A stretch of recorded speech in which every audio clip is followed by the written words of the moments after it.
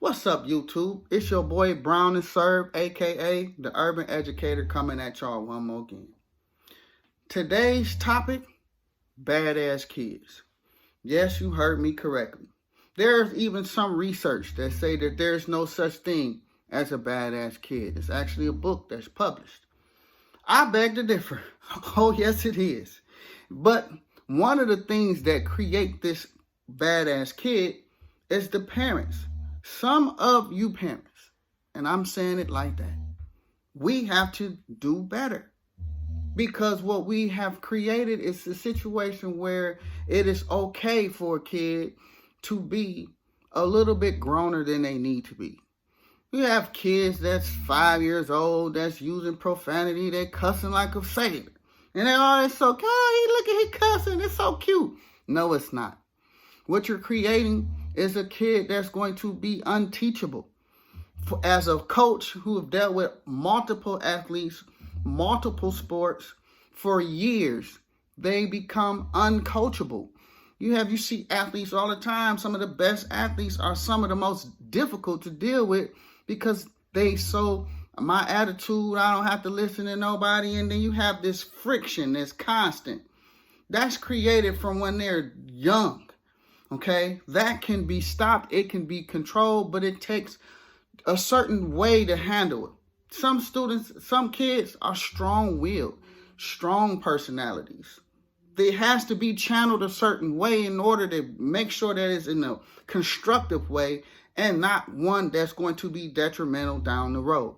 Some of the parents, you are allowing your child to live through your personality.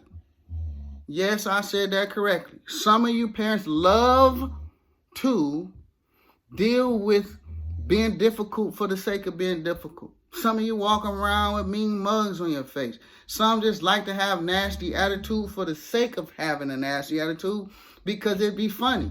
Oh, I'm about to go off today. And it becomes a situation where your child starts to imitate your personality. Let's put a stop to that today. So when I talk about badass kids, in my memoir, I talk about some badass kids.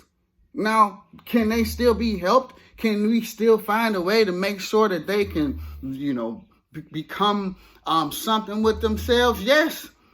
But it starts at home.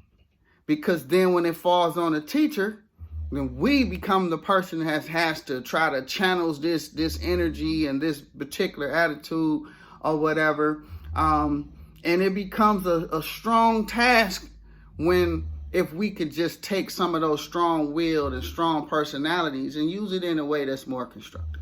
And here's why I'm saying what I'm saying. Because it's easy for somebody to be like, oh, your kid is this or your kid is that.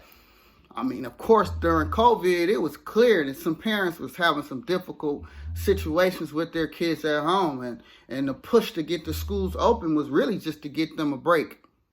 That shouldn't be the case as the parent. And it shouldn't be the task of the educator in the classroom to get your kid to be able to cooperate. But here's what you need to understand and why it's important to make sure that just having a badass kid for the sake of having a badass kid because it's so cute. Oh, he's just like his daddy, he's so mean. He's just like his mama, he's so mean. Stop it. Here's why. Because when they become something with themselves one day, because I know it's a lot of people who frown upon education. Like, oh, I ain't going to college. You don't have to go to college to be this or that. Usually the people who says those things are people who are not educated. When I say educated, I mean with a college degree. When you step into the room with a college degree, one, you get their attention. That's the number one thing that education can do for you. It gets their attention. But your personality gets you the seat at the table. Okay? So when you're dealing with your kid and his badass attitude, one day they're going to have to deal with somebody. If their personality is one where they're difficult, they won't get that seat at the table. The education to get their attention, but they won't get that seat at the table. The personality gets you the seat at the table. So keep that in mind when you're dealing with your kid and you think it's okay to have them just act a fool and it's all right to run wild and look at your badass. I hear that all the time when people dealing with their kids or uncles dealing with nephews and cousins and all that different stuff. Take it for what it's worth. Build on that strong personality that kid has, because that strong personality means that they have something special. It has to be channeled a certain way so that they can be productive in a way that don't allow them to just be out here. It's a whole lot of prison is full of a lot of strong-willed personality, badass kids.